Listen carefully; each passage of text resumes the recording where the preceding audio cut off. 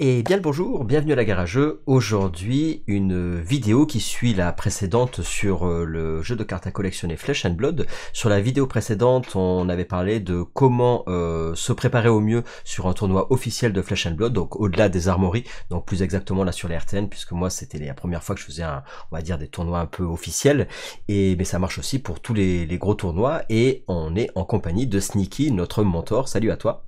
Salut, salut. Donc ça fait plaisir. Donc là on fait une deuxième vidéo donc qui suit la précédente, qu'on vous invite à aller voir, ou même les précédentes si vous voulez aller voir les règles du jeu, enfin tout plein de choses. En fait on a vraiment la playlist où on vous prend vraiment, on vous explique tout de A à Z sur ce jeu de cartes. Et l'idée c'est vraiment de dire si on débute sur le jeu, comment faire au fur et à mesure pour progresser. Et moi également, puisque je commence vraiment au plus bas des échelons, et l'idée c'est d'essayer de progresser tout au long de ces vidéos et d'être accompagné par par Sneaky qui nous donne tu nous donnes ton expertise. Encore une fois, donc toi je crois que tu nous disais donc tu as fait premier, donc encore bravo à toi sur le RTN que tu as fait à Toulouse avec Florian, Merci, si je dis pas de merci. bêtises. Tout à fait. Et du coup moi j'ai joué Aira, donc on a expliqué comment se préparer, et maintenant je vais vous raconter un petit peu comment ça s'est déroulé sur mes deux RTN. Donc le premier RTN, je disais, je suis arrivé, donc c'était la première fois que j'avais que 5 ou 6 parties en construit à mon actif. Je suis arrivé avec Aira parce qu'effectivement, comme tu le disais très bien, c'est un personnage déjà que j'aime bien, et ensuite c'est un personnage qui est intéressant parce qu'il permet, je trouve, pour ma part en tout cas, de bien travailler sur la value, parce que moi du coup en débutant, ça te permet de faire un peu des mathématiques, mais en même temps d'être de gérer en tout cas un personnage sans avoir trop de choses un peu bizarres, on va dire, dans le gameplay. Donc moi j'étais content de jouer à Aira en tout cas. Donc Aira version mid-range, donc pas la version aggro, pas la version agressive. Et donc j'avais joué ce deck là qu'on avait regardé un petit peu ensemble, et avec les cartes que j'avais pu me procurer, puisqu'il me manquait, j'avais pas toutes les cartes. Là par exemple j'avais récupéré le matin même, on m'avait prêté un Weakest Link, donc j'étais content d'en avoir au moins un. Bon, j'en avais pas deux, mais c'était toujours ça. Et j'avais décidé parce que j'avais récupéré en ouvrant un display The Undead, j'avais récupéré cette tunique, donc je voulais l'essayer plutôt que d'essayer la Sprendal. Je me dis tiens, pourquoi pas tester cette tunique là. On y reviendra sûrement tout à l'heure dans le détail de la partie. Donc voilà un petit peu le deck que j'avais. Donc le deck qui joue beaucoup sur les réactions de défense. Et donc sur mon premier RTN, qu'est-ce que j'ai affronté comme perso? J'ai eu quoi comme match-up? Mon premier match-up c'était Prism. Donc c'était la deuxième fois, c'était rigolo. J'avais fait que 2-3 parties sur Talishar. Talishar qui permet de jouer en ligne gratuitement contre des adversaires. Et comme je vous disais, moi j'avais que quelques parties à mon actif. Et donc Talishar, j'avais fait une partie sur Prism, et tu m'avais donné quelques infos quand même pour comment jouer contre Prism, mais c'est vrai que j'ai pas beaucoup, comme on dit, de popper à mon actif. Donc ça a été une partie assez serrée, qui était pas évidente du tout, mais malgré tout j'ai perdu contre Prism à la fin. Ça a été assez serré, mais c'est vrai que pour moi j'ai trouvé ça assez difficile de jouer contre Prism, parce que déjà, comme on dit, j'avais pas énormément, comme j'avais pas tous les weakest links, je trouvais que je manquais de popper, c'est-à-dire des cartes avec 6 d'attaque qui permettent d'annuler les grosses cartes de Prism, et d'annuler justement parce qu'ils ont le mot-clé fantasme. On y reviendra sur une prochaine vidéo, je pense. Donc toi tu disais qu'il y avait deux façons de jouer Prism. Il y avait la version Aura, c'est ça, la version Herald, pardon, et la version je sais plus comment t'appelles ça, les deux prismes différents. Alors, c'est ça, t'as deux axes différents pour Prism. C'est soit Aura, elle va poser des éléments qui vont rester sur le terrain, donc à la façon de Magic the Gathering, des permanents, des choses qui vont arriver sur le terrain, qui vont rester sur le terrain, qui vont lui donner un effet positif, tout qui va être incrémental. Enfin, plus ça va rester longtemps, plus ça va être rentable évidemment, puisque ça fait un effet tout du long de la partie. Ou alors elle joue avec des Herald, qui sont des attaques qui sont surstatées, qui font beaucoup plus mal, qui ont beaucoup plus de chiffres que la plupart des autres cartes. Mais du coup qui ont le mot-clé fantasme, comme tu disais, où tu peux simplement les bloquer avec une carte qui a 6 d'attaque, et l'attaque est annulée. Et donc lui, je pense qu'il jouait surtout des Herald, mais il avait quand même quelques auras. Alors je sais pas, j'imagine qu'il n'y a pas que l'un ou l'autre, j'imagine qu'il peut y en avoir un petit peu aussi des auras que tu vas mettre sur le board. Il avait un petit peu des deux, mais plus j'aurais tendance à dire plus d'Herald que d'aura, mais il avait un peu les deux. Et alors moi je m'étais dit c'est bon, j'ai compris de ma partie et tout sur Talishar, ça va le faire, et j'étais plutôt content parce que j'avais en plus des poppers en main. Et en fait, quelle déception quand il avait en fait des cartes qui me diminuaient de 1 la valeur d'attaque de ma carte, et ce qui fait que ça devenait plus un popper. Donc là je dis en fait je peux rien faire parce qu'il a ou des cartes qui me réduisent de 1, donc j'avais 6, j'étais content d'avoir les bonnes cartes, et puis en fait il se débrouillait toujours pour ou pour casser un équipement qui permet quand même que ça passe malgré que t'aies mis un popper, ou alors pour avoir des cartes qui mettaient à -1 à mes attaques, et donc globalement il est arrivé quand même à pouvoir bannir et à pouvoir jouer malgré tout son deck, quoi. Mais c'était voilà, ça restait quand même une game qui était intéressante, et c'était jusqu'au bout, c'était pas si gagné que ça pour lui ni pour moi, quoi. Après j'avais comme objectif de me dire, comme je suis un joueur lent, qu'il fallait que j'arrive à finir la game quoi qu'il arrive avant le timer, quoi. Donc ce qui a été chose faite, donc voilà. Je sais pas si t'as des choses que voilà sur ce genre de match-up par rapport à ça, mais j'étais voilà un peu la frustration de me dire bah mince, j'avais des cartes à 6 et malgré tout c'est passé quand même, quoi. Non, alors effectivement, Prism, c'est un personnage qui est très complexe à jouer en tant que joueur de Prism, mais également à jouer contre, en fait. Et je pense qu'il faut pas se concentrer dessus pour l'instant. Je pense qu'il faut avoir plus de connaissances sur le jeu en général pour vraiment commencer à bien jouer efficacement contre Prism.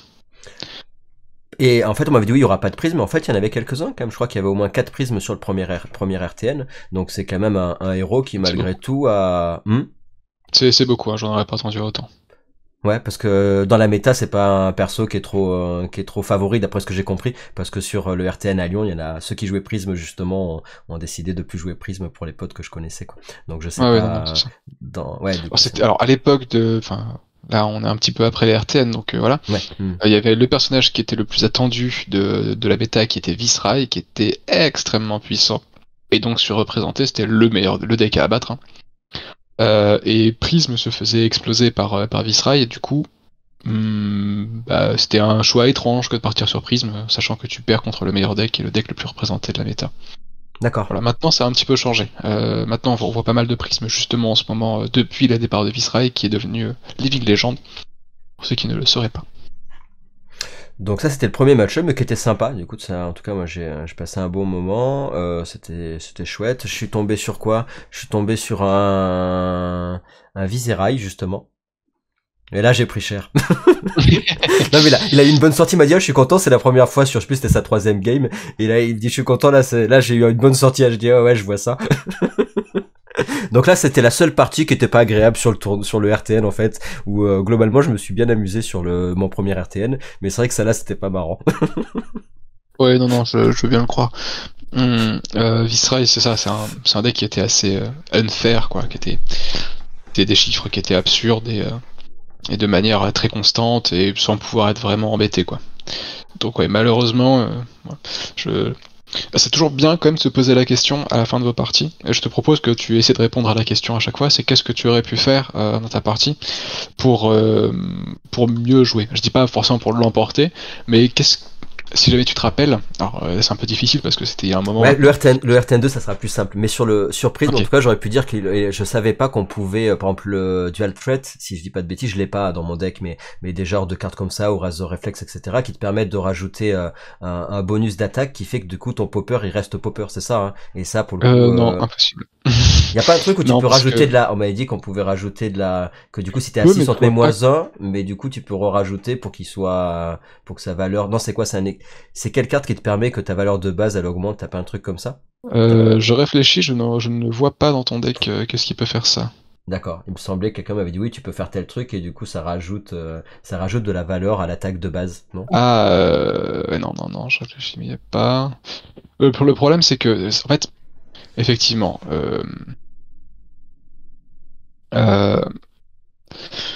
le fantasme, donc le mot-clé fantasme, on va être obligé d'en parler un petit peu maintenant. C'est donc sur les Herald, par exemple, c'est une attaque qui coûte 1 qui va taper à 7, donc c'est extrêmement fort. Prism va naturellement lui donner Go Again avec son arme, donc c'est pour 1, vous tapez à 7 avec Go Again, et si jamais ça touche votre adversaire, ça fait des trucs de fou. Je vais pas revenir dans le détail, mais c'est vraiment très fort si ça touche. Donc, en plus d'avoir des stats, vous êtes obligé de le bloquer. Heureusement pour vous aider, il a le mot-clé fantasme, donc si vous bloquez avec une carte qui a 6 attaques ou plus, l'attaque est détruite. Donc elle va même pas résoudre son Go Again, elle va même pas occasionner de dégâts, elle va être détruite avant même d'être vraiment attaquante. Le truc c'est que on va regarder, en fait quand vous allez bloquer avec vos cartes, on va regarder à ce moment-là si jamais l'attaque de votre carte qui défend a 6 attaques ou plus. Mais en réponse à ça, Prism peut jouer, avant qu'on regarde en fait la valeur d'attaque, peut jouer à certains effets pour baisser votre valeur d'attaque d'une carte qui aurait dû faire exploser son fantasme. Et vous avez parfois certaines cartes qui permettent de votre côté de vous réaugmenter l'attaque, mais ces cartes sont très rares, puisque vos réactions d'attaque ne peuvent pas être jouées ici, puisque vous êtes en défense, vous n'avez pas le droit de jouer une réaction d'attaque, donc je parlais de Razor Reflex, on n'a pas le droit de jouer de Razor Reflex à cet endroit-là, il y a Ancestral Empowerment qui fonctionne, Dual Threat c'est uniquement pendant ton tour, c'est une action qui doit être jouée pendant ton tour, donc ça ne fonctionne pas non plus. Les seules cartes qui fonctionnent sont des cartes d'instantané, pour augmenter la valeur d'attaque de vos cartes. Mais il y en a très peu dans le jeu et c'est très peu joué. Donc ça marche en fait avec Aurora par exemple qui peut faire ça parce qu'il a des instants et donc il peut... je crois il y a... mince. J'ai oublié le nom. Lightning Press. Ok, d'accord. Bon, bah du coup, non, je sais pas ce que j'aurais pu faire contre Prism, mais... Parce qu'une fois que c'était passé, après c'était compliqué quoi. Mais puis j'ai pas trop la mémoire sur celui-là, mais on y reviendra sur l'autre. Voilà. Après Viserai c'est pareil, franchement. Donc tu me posais la question de qu'est-ce que j'aurais pu faire contre lui quand il m'a sorti des tours avec X de dégâts. En fait on m'a dit oui, j'aurais dû mettre plus d'Arcane Barrière. J'avais Arcane Barrière 1, AB1, et il y en a plein qui m'ont dit oui quand même avec Aira tu devrais jouer avec un AB2 quand c'est des Runblade ou quand c'est des Wizards, tu devrais quand même avoir plus d'Arcane Barrière. Je suis pas du tout d'accord avec ce conseil. Tu devrais avoir Arcane Barrière 1 contre Viserai et contre Aurora, et avoir plus c'est inutile.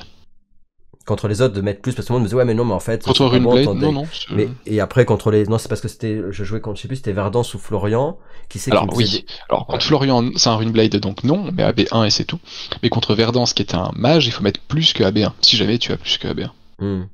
Donc ça veut dire que dans le side ça aurait pu être, mais ça c'est pour le RTN2, mais effectivement dans le side j'aurais pu prévoir d'avoir un autre AB1 pour défendre plus quoi. Mais en tout cas contre Viserai non j'ai rien à dire à part que je me suis fait démonter la gueule et je vois pas ce que j'aurais pu faire. Non mais encore une fois pas pour essayer de gagner, mais est-ce que tu te rappelles d'erreurs où tu te dis bah tiens j'ai pris cher aussi mais je pense que j'aurais pu prendre moins cher en jouant ça, en organisant différemment. Bah on y viendra sur le RTN2, je pense que sur le deuxième plus que sur ça parce que là-dessus non j'ai pas de mémoire, ça date un petit peu. Donc sur Viserai non, après il y a eu Ocilio. Donc je suis tombé sur Ocilio et Ocilio la game elle était ça s'est plutôt pas mal passé, mais à la fin il est arrivé à sortir un combo pour m'exploser la tronche quoi. Mais ça a mis un moment en fait, il a dû préparer j'imagine, je sais pas trop comment, voilà, je pense que tu pourrais mieux expliquer que moi la façon dont se joue Ocilio. Mais au début je me disais tiens ça va, ça passe, puis à un moment donné ça passait plus quoi. C'est donc je sais pas si c'est comme tous les Wizards, ils préparent leur plan de vol pour non mais alors, personne n'a jamais compris comment Ocilio fonctionne. Hein. Les gens qui le jouent comme les gens qui jouent contre. Non, mais voilà. Le personnage est assez complexe et il y a plusieurs façons de le construire. Mais globalement, oui, il a toujours la possibilité, dans à peu près toutes les listes, de faire, comme tu dis, un tour très très puissant, un très combo, mais qu'il doit mettre en place. Mais aujourd'hui, je crois que les versions les plus probantes, hein, ce sont des versions qui jouent un peu à chaque tour quand même. C'est pas juste des decks qui vont complètement défendre et d'un coup faire un combo. Mais voilà. Donc toi, en tant que joueur d'Aera, ton but c'est de mettre de la pression en permanence, donc à chaque tour, de pousser des dégâts et d'avoir de la disruption pour qu'il ne puisse jamais réussir à aligner un tour de combo. Parce que les tours de combo ils sont très puissants, mais ça lui demande d'avoir beaucoup de ressources, plein de cartes en main pour pouvoir que tout s'aligne bien. Et voilà, donc si jamais en tant que Aera tu n'arrives pas à l'embêter, oui, il y a un tour où il va te satelliser parce qu'il va faire beaucoup trop de points. Je suis pas arrivé à faire assez de disrupt et de l'empêcher Après je faisais toujours tu sais le plan, c'est vrai que pour le coup Aira dans le plan de jeu ça reste assez simple. Après faut gérer bien ta value de savoir quelle carte tu vas garder pour bloquer, quelle carte tu vas garder pour attaquer, mais c'est vrai qu'à chaque fois ça reste assez pour le coup ça reste quand même en gros à chaque tour tu vas quand même pouvoir proposer des dégâts quoi, c'est le truc d'un peu de ouais, mais justement je pense que contre Ocilio tu dois en permanence avoir dans ton arsenal une carte qui a proposé la disruption, comme The Weakest Link, comme CNC, enfin Commandant de Conquer, pardon, ou d'autres cartes de ce type-là. Tu dois avoir ça en permanence pour, si jamais un tour tu n'en pioches pas, pouvoir sortir celle de ton arsenal et refaire ton stock le tour d'après où t'en piocheras peut-être deux, quoi. Mais donc, je pense que ça c'est hyper important, voilà. Peut-être qu'effectivement, tu vois, j'ai pas, je pense sur le RTN 1, je pense que j'ai peut-être pas assez mis en arsenal, par exemple, tu vois. C'est-à-dire qu'en gros, j'ai dû à chaque fois, enfin, tu vois, peut-être, il y a des cartes où il faudrait peut-être temporiser et dire, bah non, en fait, c'est pas grave, j'utilise pas maintenant, et ça serait mieux d'utiliser pour après, plutôt que de vouloir jouer à tout prix la main en disant, bah non, je joue deux cartes pour défendre, deux cartes pour attaquer, etc. Et vraiment arsenal que quand il n'y a pas le choix, quoi. Tu vois ce que je veux dire? Je sais pas si. Ouais, non, l'arsenal c'est important pour. En fait, il faut anticiper le tour où il va vous manquer un truc. Et il faut avoir ce truc dans votre arsenal. Donc ce truc, ça va souvent, donc, dans un match-up où tu as besoin d'avoir de la disruption en permanence, c'est d'avoir une disruption en arsenal. Ça peut être une carte de défense-réaction, en vous disant, bah, si jamais un tour, j'ai une main qui défend très mal, j'aurai une défense-réaction dans l'arsenal. Quand vous êtes contre un deck où vous avez besoin de défendre en permanence, mettez une défense-réaction dans votre arsenal, même si ça vous coûte des points de vie, pour pouvoir les mettre. Parce qu'il y a peut-être une main où vous allez vous dire, mais j'ai trop besoin d'avoir ce Singilo pour me protéger ma main et pouvoir changer une carte de ma main. C'est un exemple, les Singilo en arsenal, c'est souvent, ça a une valeur qui est immense, quoi. En fait, vous allez être un peu triste de prendre 3 points de dégâts au lieu de jouer votre Singilo, mais vous allez le mettre en arsenal, et vous allez vous protéger et de 4 points de dégâts, et pouvoir changer une carte de votre main qui était complètement rouge, et enfin piocher la bleue qui vous manquait. Et en fait, ça vous sauve des parties, quoi. Mais d'ailleurs sur Viserai, c'est ce qui s'est passé, hein. Important. C'est-à-dire qu'en fait, je me suis retrouvé à avoir une main de rouge, tu vois. Donc quand il a fait son tour, j'avais pas de quoi défendre les arcanes barrières, tu vois. J'avais rien en fait. Donc Ah, mais voilà, dans ce cas-là, un Singilo en arsenal, et peut-être qu'on peut changer une rouge de la main par une bleue, et donc pouvoir arcane barrière un petit peu. C'est un exemple, hein, je dis pas que ça se passe forcément comme ça, mais c'est bien de se donner les moyens, comme ça, de se dire, ben voilà, est-ce que dans cette partie-là, alors c'est bien de se poser la question à la fin de la partie, quand c'est encore frais dans ta mémoire, c'est un conseil que je donne à tous les gens, hein, qui écoutent la vidéo et qui vont faire leur premier tournoi. À la fin de chacun des matchs, c'est bien de dire, mais qu'est-ce que j'aurais pu faire? Quel tour m'a vraiment mis dans la difficulté? Et qu'est-ce que j'aurais pu faire? Comment j'aurais pu planifier ces tours-là? Est-ce que c'est dans ma liste? Est-ce que c'est dans ma façon de jouer? Est-ce que c'est... Parce que ça peut être vous qui n'avez pas eu de chance aussi, hein, faut le prendre en compte, il faut pas trop s'en vouloir des fois. Mais voilà, essayez de se poser la question de qu'est-ce que j'aurais pu faire pour éviter les gros tours qu'a fait mon adversaire, ou pouvoir moi mieux enchaîner mes bons tours. mais je pense, tu vois, sur la grosse erreur du premier RTN, c'est que bon, du coup, j'avais pas assez de parties, et je pense que de calculer la value tout simplement des cartes, mais pas la value des cartes de qu'est-ce que c'est qui sera la plus grosse attaque ou la plus grosse défense, mais effectivement la value de ton tour à toi plus le tour où tu vas défendre, quoi, pour savoir, Bien sûr. parce que souvent c'est là tu te dis bon bah alors attends, ça va faire le plus de dégâts, bon bah du coup je vais jouer ça, mais en fait la value c'est important, c'est pas intrinsèque sur juste ton tour de jeu, c'est de savoir si ton ensemble de cartes va te faire plus de value entre la façon dont tu vas attaquer et bloquer. Et c'est vrai que ça, tu vois, je l'ai plus compris sur le RTN 2 que sur le RTN 1 où j'étais en mode bah attends, ça c'est bon, ça va faire le plus de dégâts, bon bah du coup je vais bloquer avec ça. Ouais, mais en fait, peut-être que la value globale du tour de l'adversaire et du mien était plus intéressante sur les... Donc je pense qu'il faut arriver à... Enfin, tu vois, d'arriver à avoir un peu plus à long terme, en tout cas pour ma part, quoi. Sur le RTN1, ça a été ça l'erreur. Après, je sais pas ce que t'en penses, mais c'est vrai que des fois on calcule la value, mais en fait, faut la voir dans sa globalité, quoi. Comme tu le disais pour l'Arsenal, par exemple, tu dis, bah tiens, en fait, la value, elle est bien, ma carte, elle va faire défendre à 4. Ouais, mais si en fait, elle a une plus-value pour après... C'est ça qui est difficile d'ailleurs, c'est d'essayer de se projeter. Oui, bien sûr, bah, c'est tout l'art après de bien jouer à Flesh and Blood, c'est de bien calculer ces trucs-là et d'anticiper, d'avoir joué suffisamment de fois le deck pour pouvoir savoir que ton Singilo doit faire plus que 4 en moyenne, donc en l'Arsenal, s'il fait pas plus que 4, voilà. Bref. Sur le NIT et tout ça. Et après, qu'est-ce qu'il y a eu? Donc après, j'ai eu donc ça c'était ma pépite du premier RTN, c'est que là j'ai eu un bail au moment où j'ai eu un bail au moment où c'était midi, donc en fait il y avait pas de pause, donc le matin je faisais la gueule, et là on m'a dit bah ça y est, t'as un bail à midi, et du coup j'ai eu 3 quarts d'heure pour aller manger au soleil. Un bail, du coup, c'est quand il y a un nombre de joueurs qui est impair, il y a forcément une personne qui ne joue pas. Et donc elle saute une ronde et elle ne joue pas, mais elle a automatiquement une victoire. Ouais, mais est-ce que c'est considéré comme une même victoire qu'un mec qui aurait gagné? Tu vois, est-ce que oui. dans les pairings, parce qu'on disait à un moment donné, si toi tu as eu un bail et l'autre il a eu une vraie victoire, oui, c'est ça. Est-ce que du coup, tu vas être... Je crois que c'est comme une victoire. D'accord. Bah pour pas te pénaliser parce que t'as pas eu de match, quoi. Donc c'est un peu dur de dire ouais, mais toi t'as pas eu de match, mais tu as moins gagné qu'un autre. Tu dis bah j'ai pas joué, donc donnez-moi la chance de pouvoir gagner. Donc le bail, c'est toujours les personnes qui sont les moins bien classées du tournoi à un instant T qui peuvent avoir ce bail. Donc sur la première ronde, c'est simplement de la chance.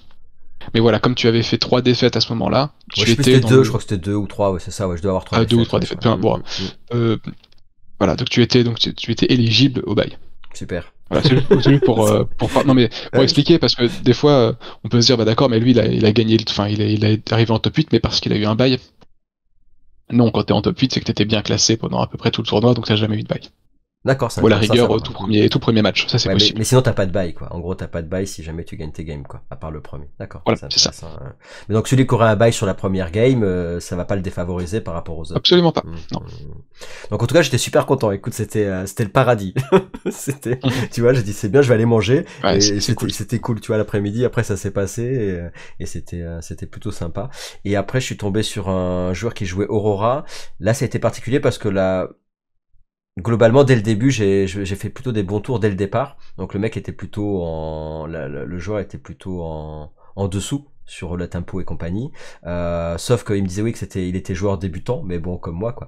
Et il disait qu'il jouait lentement et effectivement il jouait vraiment très lentement. J'attendais assez longtemps. Donc en fait je voulais pas finir à la time, donc je jouais très vite, trop vite parce que je voulais quand je voyais le timer, je dis mais en fait on va jamais arriver à finir au temps. Et donc à un moment donné, au bout de je sais pas, enfin quand il restait 20 minutes de jeu, je pense que j'ai fait n'importe quoi. Tu vois, enfin j'ai à vouloir, tu vois, se dépêcher et tracer, c'était pas le meilleur des plans quoi. Mais j'avais vraiment pas envie de finir à la time. Et donc à la fin, Alors, ça c'est, ouais. voilà, là je dois faire, c'est un cas qui arrive assez souvent, surtout entre joueurs débutants. Il faut demander à son adversaire de jouer un peu plus rapidement. Simplement, voilà, quand il reste 30 minutes de jeu, on voit qu'il reste 30 points de vie de chaque côté. Dire, excuse-moi, est-ce qu'on peut accélérer un peu le rythme? Et voilà, enfin, il va falloir avancer un peu plus parce que finir au time contre Aurora, c'est pas normal. C'est un deck qui est assez agressif, donc ça va vite dans un sens comme dans l'autre. Donc là, je pense qu'il y a vraiment, enfin, vous avez dû jouer trop lentement. Et donc, entre guillemets, c'est de votre faute à tous les deux.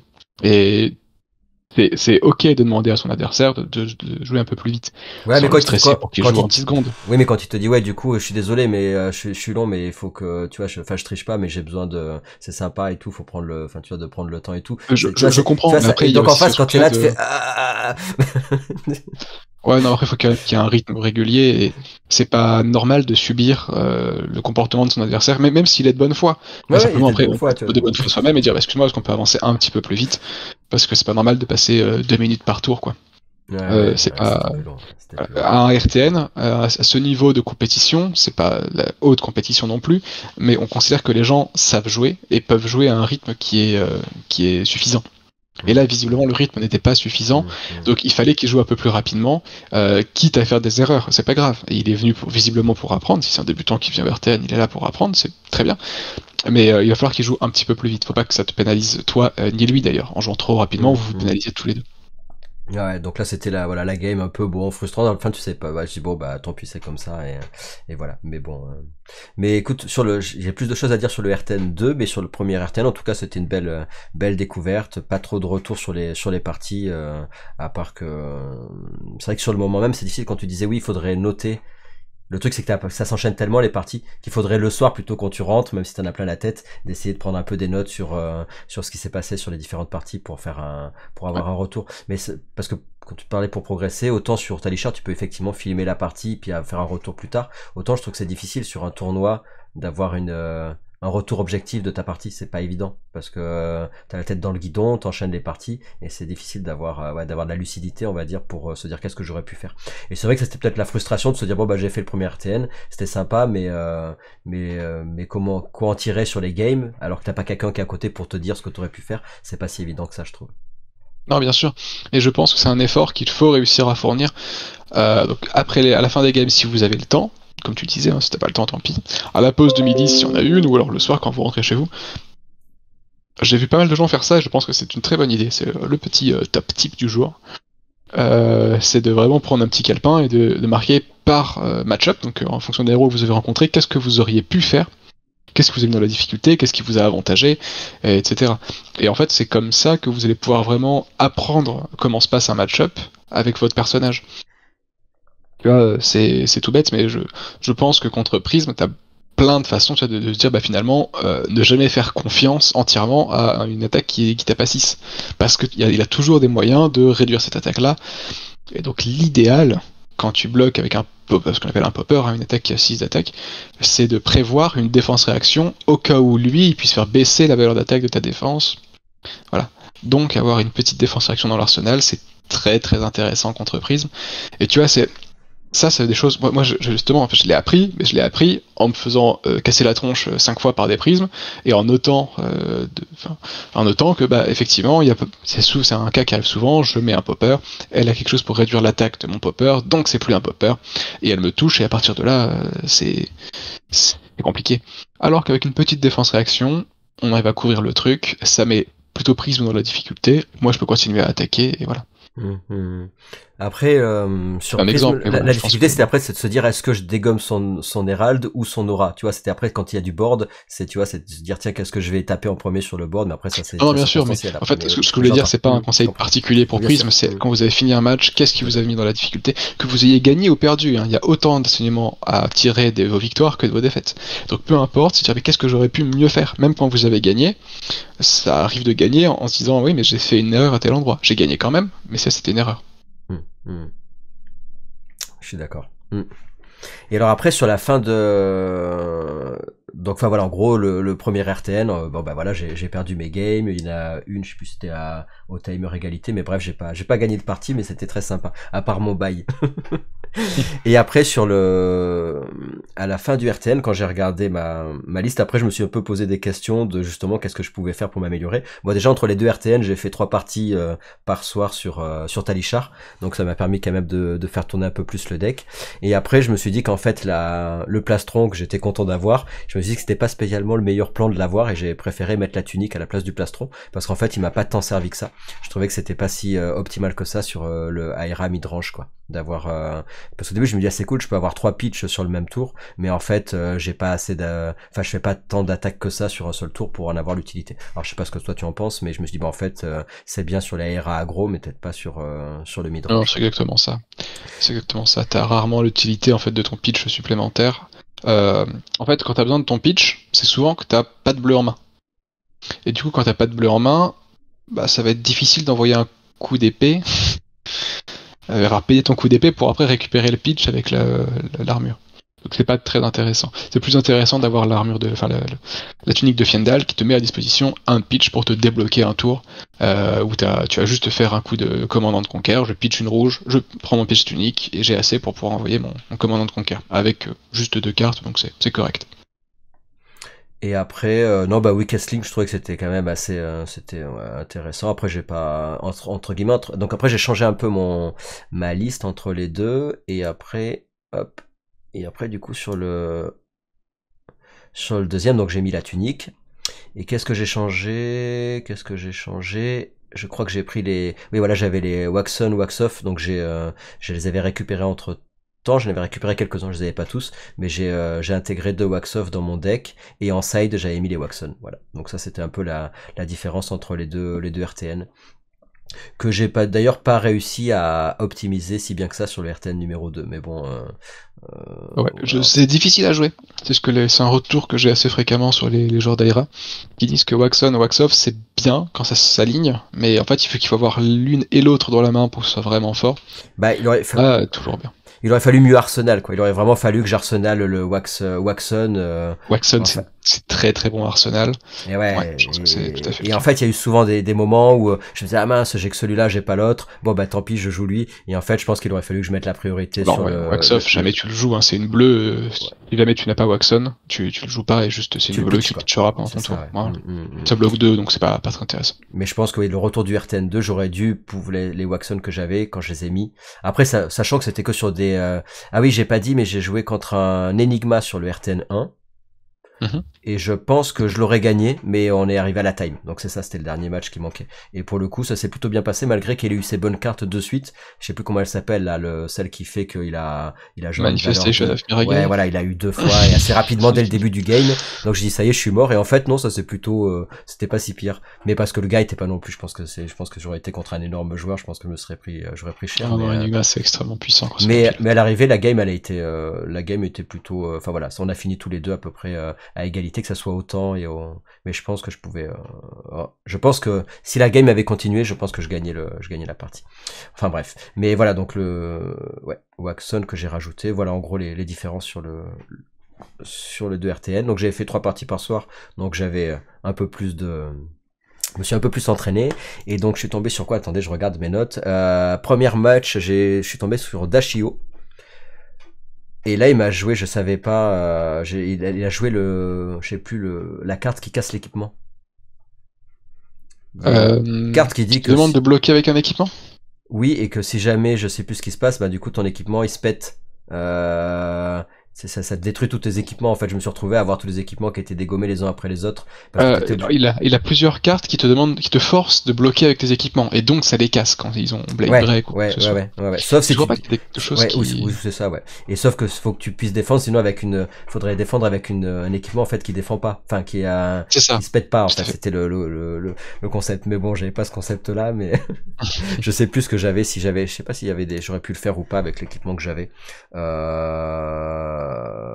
Les Snapdragon, tu peux bloquer avec, et ils vont pas casser.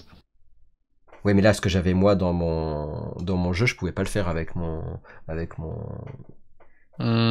Ça Blade Break beaucoup, hein. Non, non, non. Tu vois, j'avais pas. Effectivement, tous tes équipements se cassent après avoir été mis sur la combat chain, donc oui. Voilà, donc j'avais pas trop de réponse à ça. Donc dès le début de la partie, je me suis fait péter tous les, je sais plus, il a sorti toutes ses cartes comme ça, je me suis fait tout péter quoi.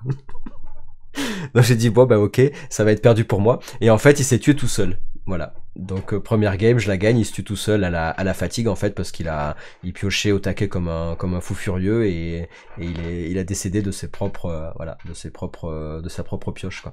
Donc globalement, j'ai plutôt bien géré mes réactions de défense au bon moment et je pense que j'ai assez bien géré la game dans ce sens-là, mais je pensais pas gagner comme ça à la fatigue quoi. En fait, pas à la fatigue, je veux dire lui je sais pas, c'était au bout de 30 minutes, il avait déjà plus de cartes dans la pioche quoi. Je pense que c'est une des grosses faiblesses du Dashio, c'est ça. Hein. Enfin, Je voudrais faire une grosse parenthèse là. vas-y. Ouais. Alors, je fais tout le temps des grosses parenthèses, mais là je l'annonce cette fois. Ouais, Au moins, vas-y. Non, en fait, enfin, c'est ce que j'ai essayé de déterminer avec plusieurs personnes. C'est comment on fait pour devenir meilleur au jeu. Donc c'est un vaste sujet évidemment, mais j'ai déterminé, moi c'est ma vision de la chose. Il y a plusieurs niveaux de jeu.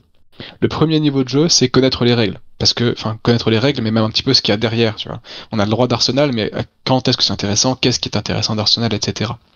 C'est ce que j'appelle le premier niveau de jeu. J'essaie de passer rapidement parce que j'ai plein de choses à dire. Le deuxième niveau de jeu, ça va être bien connaître votre paquet. Savoir vraiment le jouer et savoir quelle carte sert à quoi exactement. Enfin, pourquoi on met cette carte-là. Commandant de Conquer, pourquoi c'est bien dans Aera et à quel moment ça s'utilise, quoi. Et donc finalement, ce deuxième niveau de jeu est déjà suffisant pour pouvoir aller à un RTN et faire un résultat qui est tout à fait décent si jamais vous êtes vraiment à fond dans ce niveau-là, quoi. C'est-à-dire que vous avez joué votre deck un nombre important de fois et donc vous savez comment optimiser votre deck, enfin comment vos actions pour sortir le plus de votre deck. Et donc qu'est-ce qui est embêtant, à quel moment je dois utiliser la tunique, à quel moment il faut que je donne de la valeur à mes Kodachi, etc. Qu'est-ce que je dois mettre en arsenal pour ne jamais avoir des tours mous. Et le troisième niveau de jeu, c'est... Donc je considère qu'à chaque fois vous maîtrisez les niveaux d'avant. Hein. Vous connaissez parfaitement les règles, vous connaissez parfaitement votre deck. Le troisième niveau de jeu, je pense que c'est le plus long à obtenir, c'est connaître les decks en face. Donc connaître les decks en face suffisamment bien. Pas forcément par cœur, hein, mais savoir quelles sont les forces et les faiblesses du deck en face. Et comment vous allez interfacer votre deck par rapport à ses forces et faiblesses. Je dis pas qu'il faut toujours jouer en fonction de votre adversaire, vous avez votre plan de jeu, mais il faut savoir comment vous allez réussir, cette phrase est hyper importante, comment vous allez réussir à appliquer votre plan de jeu sans se faire impacter par le plan de jeu de votre adversaire. Et en fait, en gros, quand vous allez au RTN, je considère que vous avez déjà les deux premiers niveaux. Ce que je vous conseille d'aller au RTN quand vous avez les deux premiers niveaux, à savoir vous connaissez les règles et les impacts de ces règles, j'ai le droit de bloquer avec mes équipements, mais quand est-ce que c'est intéressant de le faire? Astuce, c'est pour casser des breakpoints. Alors, vous avez le droit à l'arsenal, quand est-ce que je dois le faire, avec quelle carte? Donc seulement des rouges, seulement des défenses à action, c'est quand même vraiment sympa, quand vous en avez dans vos decks. Voilà. Et le deuxième niveau, donc vous connaissez très bien votre deck, mais peut-être que ce qui vous manque, si jamais vous avez l'impression de bien vous en sortir en armory et sur Talichar, vous faites des bons résultats là-bas, mais vous faites pas des très bons résultats quand vous avez au RTN, c'est parce que vous ne connaissez pas assez les decks en face, et surtout comment jouer votre deck, orienter votre deck dans cette direction-là. Donc là, par exemple, vous jouez contre Dashio, pour gagner contre Dashio, et malheureusement, connaître bien son deck, ça va souvent pas suffire. Il va falloir comprendre que Dashio c'est un deck, il faut savoir que Dashio c'est un deck qui a beaucoup de breakpoints, donc des attaques qui vont taper à 4 et non pas à 3, donc il va falloir soit une défense réaction, soit un équipement pour pouvoir le bloquer avec une seule carte. Donc c'est crucial d'avoir une défense-réaction à disposition, donc dans l'arsenal par exemple, ou de conserver ses équipements quand c'est possible. Là, dans ta partie, c'était pas possible. Mais donc c'est très très important quand vous vous asseyez à la table et que votre adversaire vous dit je joue Dashio, que dans votre tête, ok, je dois avoir un maximum de défense-réaction, je dois les économiser pour les moments critiques, parce qu'elle a plusieurs cartes qui vont ajouter donc des effets à ces cartes si jamais elles touchent. Donc quand vous avez une carte qui vous tape à 4 avec Go Again, et que vous n'avez pas de défense-réaction, et que si cette carte vous touche, vous prenez 4 dégâts de plus, ça pique, ouais. Parce qu'il y a ça, bah vous êtes en train de vous dire, bah, soit je mets 2 cartes en face de ces deux, il joue une seule carte, soit je mets 2 cartes de ma main, pour pouvoir bloquer ces 4, ou alors je prends un 8 dans la tronche. C'est impossible, et donc là, en fait, vous vous êtes mis dans une situation où vous allez probablement perdre.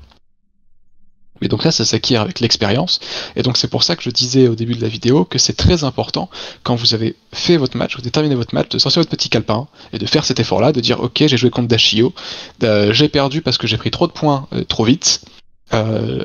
Donc, par contre, j'observe que j'avais bien réussi à la fatiguer, donc elle avait plus beaucoup de cartes. Là, j'ai gagné la game parce qu'effectivement, je gagne. Non, mais j'ai bien compris, mais si jamais tu avais perdu, il aurait fallu se poser la question et se dire, faire cette observation-là, se dire, en fait, j'ai perdu parce que j'ai pris des points sur des tours où en fait il manquait pas beaucoup de blocs, c'est très souvent ça, hein, quand on perd contre Dashio, il manquait pas beaucoup, et en fait vous étiez à une défense-réaction près au bon moment de réussir à la fatiguer, d'économiser parfois 5, 6, 7 points de vie sur un bloc.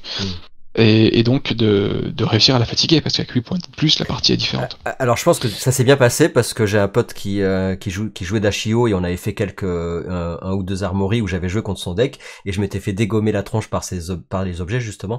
Et donc là je m'étais dit vas-y, il faut pas qu'il y ait un seul breakpoint qui passe, il faut pas qu'il y ait de on-hit qui passe. Donc j'étais arrivé, je pense que j'ai pas trop mal joué la game, et donc à chaque fois je réussissais entre guillemets à pas faire passer justement ces différents objets qui se sont pétés du coup avec le temps. Mais par contre je me disais, le mec il pioche trop, il fait trop de go again. Je dis en fait je m'en prenais, enfin tu vois, je me dis je vais jamais survivre quoi. Tu vois, j'ai l'impression de m'en prendre dans tous les sens, parce que non mais là je fais ça, je pioche, je repioche, je go again, machin. Je dis attends, mais donc moi j'arrivais à faire les trucs au bon moment pour avoir de hit, mais je dis ça va jamais se terminer. Et puis en fait c'est lui qui est mort tout seul quoi.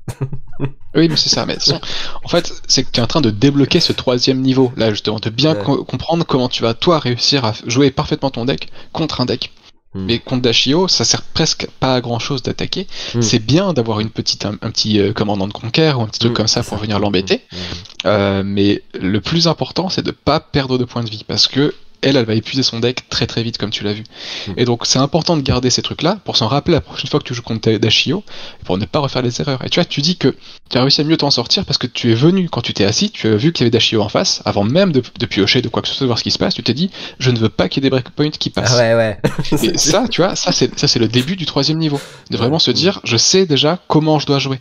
Et du coup, tour 0, vous avez une défense-réaction, vous avez que des rouges, et donc vous allez peut-être vous dire, mais je passe mon tour et je mets mes défense-réaction dans l'arsenal, tant pis, mais j'en aurai trop besoin plus tard.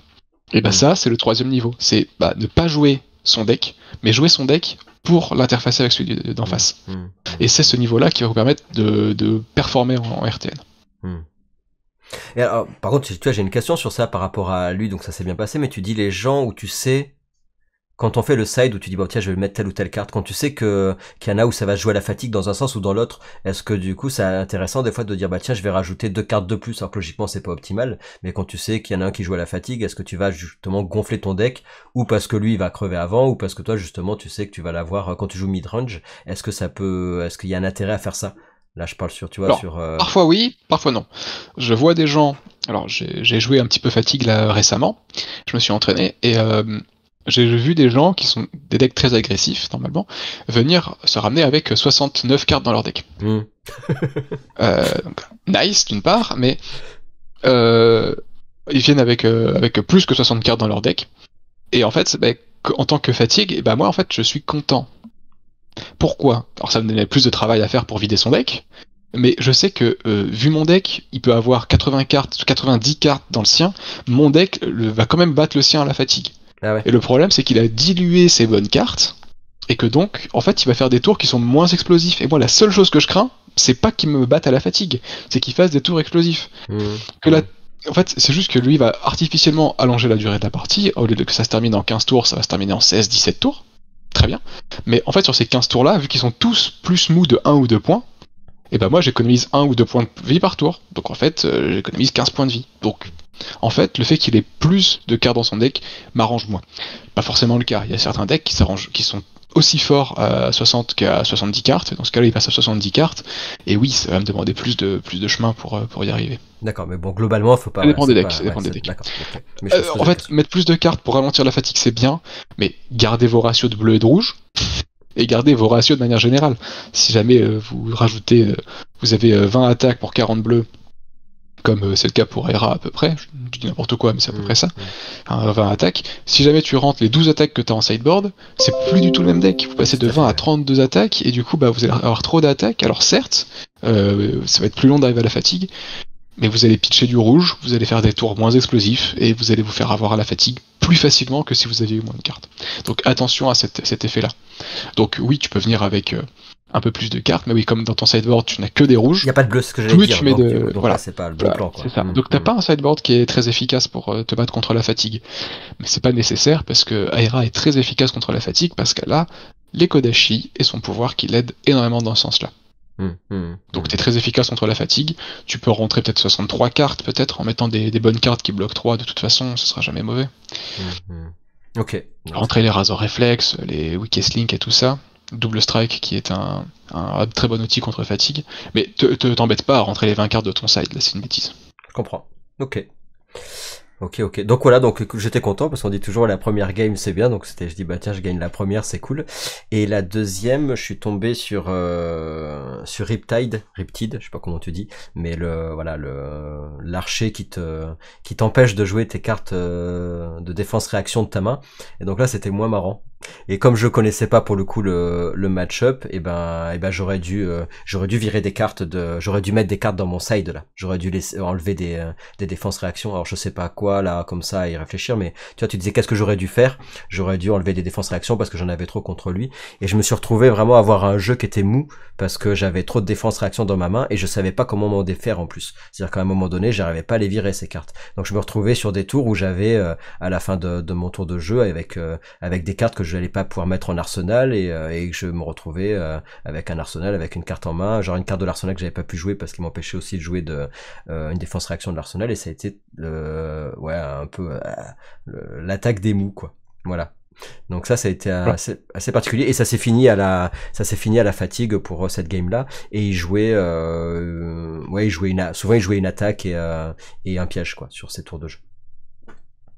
Voilà, donc là ça s'est fini à la fatigue parce que t'as peut-être pas été suffisamment proactif, parce que Aira c'est très fort à la fatigue, mais il faut que tu aies une bleue et une attaque rouge à chaque tour, quoi. C'est très très très dur à battre à la fatigue, hein. Aira c'est presque impossible. Et en fait, au fur et à mesure, je me retrouvais à avoir des cartes des mains où il y avait des bleus et que je savais pas quoi en foutre, quoi. Parce que j'avais des réactions de défense, et tu vois, quand t'avais 2 réactions de défense en main, ou je sais plus si à un moment donné, je me suis peut-être me retrouvé avec 3 réactions de défense, qu'est-ce que tu fais, quoi? Donc là, ça fait partie des choses. Donc encore une fois, dans ce niveau 3, vous terminez votre partie, vous avez perdu, certes, mais vous dites, là, je me suis fait battre parce que j'avais trop de défense réaction contre Riptide. Donc je le note la prochaine fois, et si c'est possible d'avoir ce petit carnet de notes avec vous quand vous lancez une partie, votre adversaire vous joue Riptide, hop, vous allez très rapidement feuilleter dans votre carnet de notes, vous dites attention, ne pas mettre trop de défense réaction. Ou alors tu peux aussi le marquer quand tu fais ton sideboard. Pour les prochains sideboards que tu feras, mettre moins de défense réaction. Je pense que typiquement contre Riptide, le bon chiffre c'est 6 défense réaction. Plus vous risquez de vous empêtrer. Mais vous n'êtes pas certain, parce qu'en fait tu pouvais pas jouer de défense réaction de ta main sur ses flèches parce qu'il avait un arc particulier qui avait cet effet là. Mais donc vous n'êtes pas certain qu'il va le jouer. Vous ne connaissez pas au moment de faire vos sideboard l'arc de votre adversaire. Mais comme c'est très possible qu'il joue ça contre vous, on joue pas plus de 6 défense réaction au cas où il le joue. On peut toujours jouer les défenses réaction depuis l'arsenal, donc quand vous en avez que 6, vous mettez les défenses réaction systématiquement dans l'arsenal, vous les rejouez au tour d'après, ça vous aide à bloquer tout ça. Et finalement Riptide c'est un match-up qui est très positif, je pense, avec Aira. Mais il faut avoir cette connaissance-là. Et puis ça m'enlève des bleus par contre. Du coup à l'arrivée j'enlève parce que je vais me retrouver à avoir un équilibrage du deck. Parce que là, tu vois, si tu prends mon deck, à l'arrivée, Wax Off, c'est pas très grave. Vu que c'est une bleue que tu vas pouvoir pitcher à ton tour, tu veux pas l'utiliser pour défendre. Donc ça me choque pas que ça reste.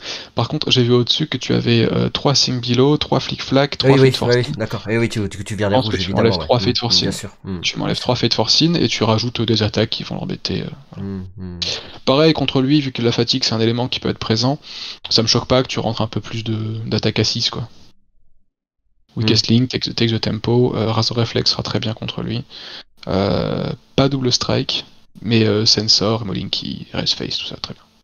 Erase Face, non, peut-être pas. Ça bloque. Oui, et Sensor, c'est pour... après, pareil, comme tu disais, il faut bien connaître les cartes de l'adversaire, mais c'est pour nommer sa carte, par exemple, qui te dit que tu peux pas... Je sais plus ce qu'elles sont, parce que tu peux pas jouer les cartes de l'arsenal, quoi. Parce que sinon, pour le coup, il te bloque bien, quoi. Ouais, par exemple. Ok. Et donc ça s'est fini à la fatigue et je crois qu'on avait pas mal de points de vie tous les deux parce que là sur mon calepin, j'ai mon petit calepin, il me semble qu'on a fini à 20-22 chacun, tu vois. Non, là il y a un problème évident de vitesse de jeu, c'est pas normal.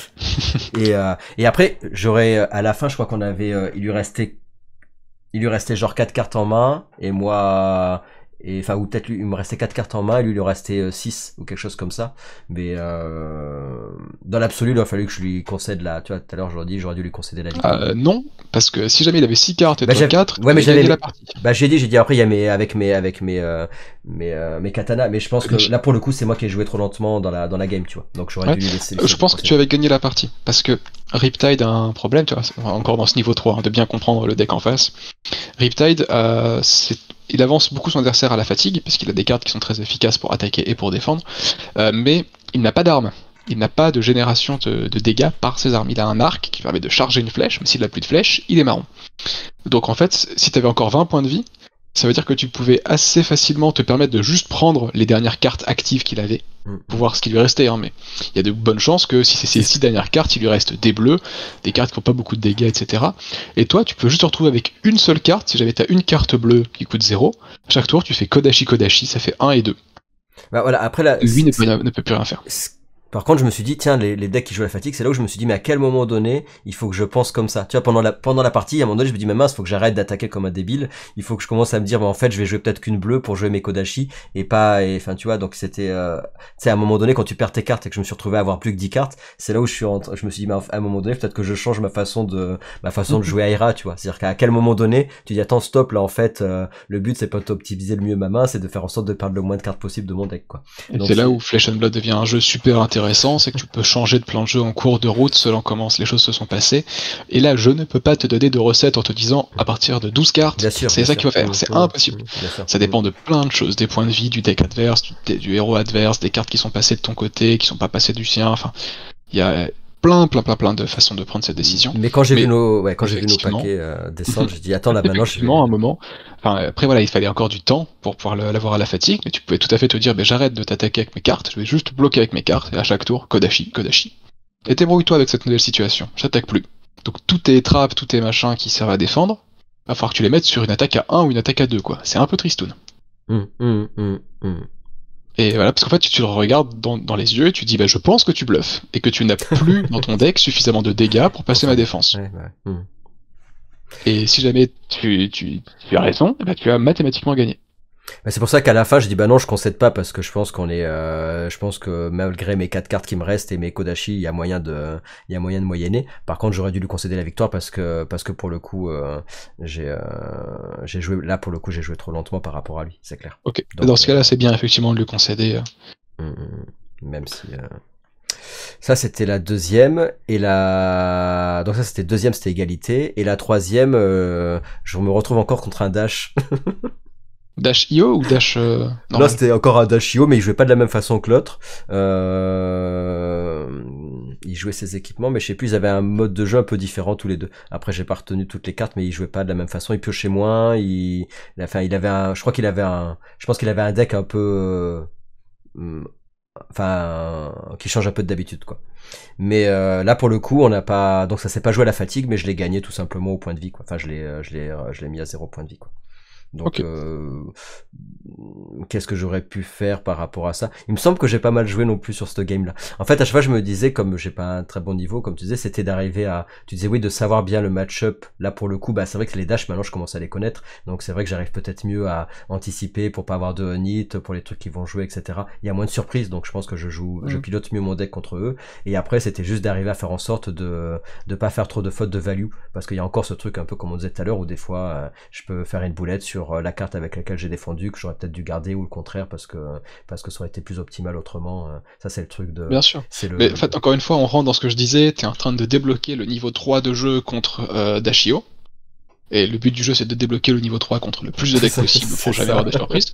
Mais il faut pas oublier le niveau 2. C'est pas parce que t'es en train de jouer ton deck de manière à s'interfacer correctement avec le deck en face qu'il faut pas faire Kodachi CNC, parce que Kodachi CNC, ça reste un basique qui est très efficace contre à peu près tout le monde. Donc il faut pas chercher non plus des fois trop à jouer contre... Enfin, de manière à bloquer son adversaire, il faut avoir son plan de jeu aussi. Ouais. Mais donc, le niveau 3 se débloque, mais il faut pas que ce soit au détriment du niveau 2. Je joue toujours mon deck, il faut que je présente les forces de mon deck. Donc écoute, là ça m'a plutôt hypé, je dis c'est bien, je gagne la première, égalité sur la deuxième, bon c'est comme si j'avais perdu, je gagne la troisième, je dis il y a encore moyen de faire quelque chose. C'était la chance du débutant, je dis ouais là sur la game je peux faire un truc. Et là après je suis tombé sur Syndra, et moi je m'étais dit bah c'est bon Syndra, en fait moi mon rêve c'était sur ce RTN, c'était de pouvoir jouer de pouvoir jouer les Rotten Remens pour lui virer lui bannir sa carte de dague pour plus ouais, ça je dis si j'arrive à lui virer ses dagues parce que je suis trop heureux, mais bon ça s'est pas déroulé comme j'avais envie. Et je pensais malgré tout avoir un deck qui était pas trop mal avec les wax on wax off etc pour piloter contre Syndra, mais c'était la première fois que je jouais contre Syndra. Je sais plus si on avait joué Syndra ou pas tous les deux, mais globalement j'avais voilà, je me dis tiens mon deck doit être pas mal, mais en fait j'avais pas suffisamment de connaissances du héros pour jouer correctement contre lui. Et en fait, malgré ce que je pensais, il m'a fait trop d'attaques quoi. Enfin, il y avait trop d'attaques. Ouais, mais en fait, bon, Syndra, après, il faut connaître un petit peu. Moi, je peux donner la première clé pour apprendre à jouer contre. C'est que pardon, elle va jouer beaucoup avec son casque qui dit que si elle a touché 3 maillons de chaîne de suite, elle pioche une carte. Le truc, c'est que ça, c'est le classique des ninjas, et du coup, on est habitué aujourd'hui à bloquer généralement le deuxième maillon de la chaîne. Il attaque pour 3, tu bloques avec une carte à 3, et vu qu'il doit toucher 3 fois à la suite, ça veut dire qu'il faut qu'il sorte 5 attaques sur le tour pour te remenacer une pioche avec le casque, ce qui est assez compliqué. Mais Syndra, pas très sympa, elle va commencer généralement son tour par 2 coups de dague. Ça arrive très souvent qu'elle commence son tour par 2 coups de dague. C'est 1 et 1, donc on n'a pas envie de bloquer le deuxième maillon de chaîne. Donc elle va arriver sur le troisième maillon de chaîne avec un 4 par exemple. 4 go again, en disant attention, je t'ai touché les 2 premières fois, donc maintenant, si jamais je te touche, je pioche une carte. Et donc nous, on va faire l'effort, on va mettre 2 cartes de notre main pour couvrir le breakpoint. Donc là, j'ai 2 cartes de ma main pour pas que tu me touches avec ton attaque là. Et le problème, c'est que elle triche. Quand elle bloque un maillon de chaîne, elle va utiliser son équipement de bras pour casser une de ses dagues et faire 1 point de dégâts quand même. Le truc, c'est que ça ne permet pas, alors c'est un point de règle un petit peu précis, je vais pas rentrer dans le détail, mais en gros, ça va pas considérer que l'attaque a touché dans le sens où il va pas piocher une carte pour ce maillon de chaîne là, je sais pas si c'est clair. Ouais. En gros, si ce maillon de chaîne là, si te touche avec cette attaque, il piochait une carte, tu la bloques complètement, il va faire 1 point de dégâts en utilisant son équipement de bras. Mais parce que du coup, il va la fermer la chaîne. Il ferme la chaîne avec... Non, c'est une réaction instantanée. Donc il ne ferme pas la chaîne, il fait 1 point de dégâts à distance, donc il va pas piocher parce que son attaque n'a pas touché, mais ce maillon de chaîne là a touché. Ça veut dire qu'en fait, ça ne réinitialise pas le compte sur son casque. Donc en fait, la prochaine attaque qu'il va faire va encore te dire si jamais je te touche, je pioche. Donc le problème, c'est qu'il faut vraiment anticiper ça et se dire que pour réinitialiser le compte des 3 attaques à la suite qui touchent avec son casque, il faut bloquer 2 maillons de suite. D'accord. Donc ouais, pour revenir à ce que tu dis, donc du coup, les 2 premières, elles passent, souvent elles passaient, effectivement. La troisième, il fait le truc, effectivement, je l'ai bloqué. Et là, tu te dis, bah, s'il fait ses dagues, il va piocher, mais en fait, tu dis, il pioche pas. Mais par contre, ça réinitialise pas, donc c'est-à-dire que celle d'après, ça comptera comme si c'était une troisième d'affilée, quoi. Donc il faut savoir, il faut préparer son tour en se disant, je vais devoir bloquer 2 maillons de chaîne à la suite. Donc, si jamais il te fait une attaque à 3 que tu dois bloquer, tu en profites, tu mets un bloc 3 et tu gardes la défense à réaction pour l'attaque d'après, parce que ce sera probablement un 4. Mais tu bloques pas la deuxième dague, parce que sinon tu pourrais faire ça aussi, tu dis non, la deuxième dague, tu bloques pas les dagues quand même. Sauf après, voilà, si jamais vous avez de l'argent en trop, et que vous avez donc acheté des Shelter from the Storm, qui est la nouvelle carte qui est très intéressante, vous pouvez la défausser pour prévenir les 3 prochains dégâts que vous allez prendre. Alors vous pouvez l'utiliser pour la défausser et prévenir les dégâts des dagues, comme ça elle ne touche pas. Vous pouvez aussi la défausser pour prévenir le petit coup de dague qu'elle va faire en bonus avec son équipement de bras. Et donc là, vous allez pouvoir réinitialiser le compte de son casque. Et Syndra, tant que vous arrivez à gérer le fait qu'elle ne pioche pas avec son casque, le deck est correct en fait, il est pas trop puissant. Parce qu'elle a beaucoup de 3 go again. Ce qui est pas très impressionnant parce qu'en gros vous allez pouvoir bloquer avec une carte et elle ne crée pas de valeur là-dessus. Donc là, en fait, Je pense en que gros, le Aira type, est un bon deck contre. Ouais. donc le type ce que tu dis, oui, c'est bon, logiquement, c'est vrai que j'aurais eu la défense réaction qui va bien, ça a aidé quand même, mais bon, trop cher à 80 balles, tu Ouais, mets 3 fois dans le deck, ça commence à faire mal aux fesses, quoi. Mais ça effectivement, fait c'est un très peu très mal la, en effet. Mais mais voilà, donc le truc c'est qu'il faut vraiment regarder sa main et se dire je vais devoir sacrifier, je vais devoir bloquer 2 fois. Comment je me débrouille pour bloquer 2 fois à la suite? ouais, c'est ça, ouais. Donc, ouais, et puis arriver à jouer quand même au tour d'après, quoi. C'est le truc, c'est qu'il faut que tu Bien sûr, tiennes, bah, voilà, c'est ça, ouais, c'est ça. voilà. Donc, l'idéal c'est t'as un bloc 3, une défense réaction, une bleue et un commandant de conquête. Donc là, quand il attaque à 3, tu bloques 3, quand il va attaquer à 4, tu bloques 4, 2 fois de suite, hop, c'est bon, il pioche pas. Et je peux envoyer mon commandant de conquête avec Kodashi commandant de conquête. Tant que tu peux répéter ça, Syndra, elle va passer un très mauvais moment. Et puis voilà, avoir une petite défense réaction dans l'arsenal pour le tour où tu ne vas pas pouvoir couvrir la deuxième attaque et pouvoir tu sais, c'est ton joker d'arsenal pour pouvoir te sortir de l'embarras. Ouais, Voilà, pour moi c'est le niveau 3 en tant que Syndra, en tant que pardon, Aira contre Syndra. Ne jouant aucun des deux personnages, il faut tester. Il faut prendre des notes et Mais c'est sûr qu'il faut pas spécialement se dire bon c'est parti, je joue ma carte que j'ai dans l'arsenal, parce que des fois j'ai un peu ce truc là aussi, c'est se dire tiens j'ai Arsenal, bon je vais pas la laisser 10 ans dans l'arsenal, parce qu'après le mec il peut, si jamais il me vire un truc de l'arsenal ou autre, si je peux l'utiliser, je l'utilise sur le tour d'après pour pouvoir cycler et tout ça, mais des fois c'est vrai que ça peut être peut-être plus intéressant de le garder quand même sur quelques tours, quoi, de la laisser. Ça dépend ce que c'est, bien ouais, sûr, c'est il ça, faut tout à fait. faut jamais gaspiller ses ressources. Mais c'est sûr que le masque chez Syndra, il est quand même plus fort que chez Aira Midrange, parce que moi, avec le masque of Momentum, si jamais je pioche en fin de tour, et que j'ai 40% de probabilité de piocher une bleue, ça me sert pas à grand chose, quoi. Donc je pense que je fais moins peur aux gens avec mon masque que Syndra, qui elle va pouvoir la réutiliser correctement. Elle a que des 3 ou 4 go again, donc oui. Et ça me fait même penser, tu vois, est-ce que vraiment c'est le meilleur masque à utiliser sur Aira Mid? Oui, dans tous les cas, parce que ça fait quand même de la pression. Vraiment bien. Au pire, c'est un bloc 2 de toute façon. Mais voilà, sur une Aira midrange, t'es contre une Syndra. Si jamais tu fais Kodashi, Take the Tempo par exemple, la carte qui dit que si ça fait 3 fois que tu touches, tu bannis une carte de ton deck et tu peux la jouer jusqu'au prochain tour. Bah là, ça veut dire que tu vas lui dire attention, si tu ne bloques pas ma troisième attaque à 5, et Syndra bloque relativement mal. Elle a peu de blocs, vraiment très peu de blocs. Tu lui dis bah là faut que tu mettes 5 de blocs, ou bien je pioche une carte qui va dans mon arsenal et je pioche une carte qui va être buff, enfin je vais bannir une carte avec l'effet de ma carte. Voilà, donc tu j'aurais 6 cartes, 2 cartes quoi. J'aurais 6 cartes pour le prochain tour. Prochain tour j'aurais pioche 6 cartes quoi. Donc ah oui, et là avec 6 cartes t'es tranquille, tu peux bloquer très facilement les 2 attaques qu'elle va vouloir faire et en renvoyer la sauce après, donc il ne faut surtout pas chercher contre Syndra, ça marche pour tous les decks. Il faut pas chercher à bloquer tout ce qu'elle fait. Si elle fait 3 go again et qu'il n'y a pas d'effet quand elle touche, laissez-le passer, quoi, c'est pas très grave. Je vois beaucoup de gens faire l'erreur de se dire ah elle fait beaucoup de points de dégâts, il faut que j'investisse mes cartes pour me protéger. Et en fait, à force de faire ça, vous n'êtes pas assez proactif et vous la laissez faire ce qu'elle veut et puis. Je pense que je pense que c'est ça. Je pense que j'ai pas dû gérer les. J'ai eu l'impression qu'elle m'attaquait souvent et je pense qu'effectivement il aurait peut-être fallu que je temporise un peu plus et dire c'est pas grave, tu laisses passer des dégâts, quoi. Enfin, mais s'il y a pas de nid dessus, bon bah tu laisses passer, quoi. Même si, enfin c'est à condition de pouvoir jouer mes cartes sur le tour d'après, évidemment, quoi. Donc voilà, donc ça c'était ma première la défaite, mais la partie elle était pas si enfin, là je cherchais mais j'ai pas les points de vie qui se sont passés, mais ça s'est joué à, c'était pas si gagné que ça non plus, quoi. Mais voilà, je pensais mieux m'en sortir, quoi.